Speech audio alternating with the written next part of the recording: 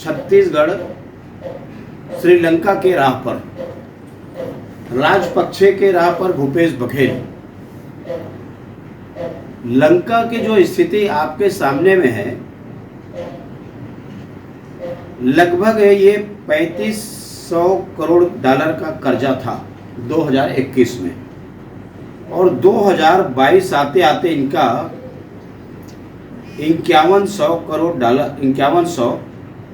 Dollar का इनका पहुंच गया है। और अब तो ये स्थिति हो गई है कि विदेशी कर्जा चुकाने की स्थिति में श्रीलंका नहीं है, दिवालियापन के कगार पर खड़ी हुई है। लगभग उसी तर्ज पर भूपेश बघेल की सरकार ने 51,000 करोड़ रुपए के कर्जा उन्होंने लिए हैं।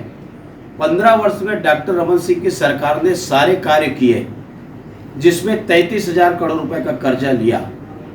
और आज जो कर्जा कांग्रेस की सरकार के द्वारा ली जा रही है, उत्पादक नहीं है, बल्कि बहुत सारे ऐसे राशियों का जिस प्रकार से वो कर्ज में लेने के बाद में खर्चा कर रही है, उससे कोई प्रदेश का उत्पादन बढ़ेगा नहीं।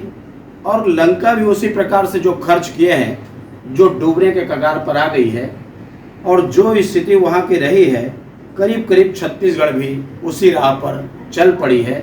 और आने वाले समय में मुझे लगता है कि भूपेश बघेल के सरकार में नेतृत्व रही तो छत्तीसगढ़ को कर्ज से डूबने से कोई नहीं बचा सकता। नेता प्रतिपक्ष को थोड़ा और अध्ययन करना चाहिए। छत्तीसगढ़ सरकार ने जितना कर्ज लिया है हमारी सरकार बनने के बाद, उसका 1.5 पैसा तभी हमें सेंट्रल गवर्नमेंट से लेना है। लगभग 55,000 करोड़ रुपए छत्तीसगढ़ सरकार को केंद्र सरकार से विभिन्न मदों में, चाहे जीएसटी का पैसा हो, चाहे कोयला रॉयल्टी के कंपनसेशन का पैसा हो, या फिर हमारे मनरेगा का 9,000 करोड़ रुपए बकाया की राशि हो, या विभिन्न मदों का पैसा हो, कुल मिला के 55,000 करोड़ रुपए राज्य सरकार को लेना है। नेता प्रतिपक्ष जो बात कर रहे हैं, श्रीलंका से कंपेयर कर रहे हैं, भारत के संवैधानिक ढांचे में किसी भी राज्य सरकार के ऊपर तो यह लागू हो ही नहीं सकता है।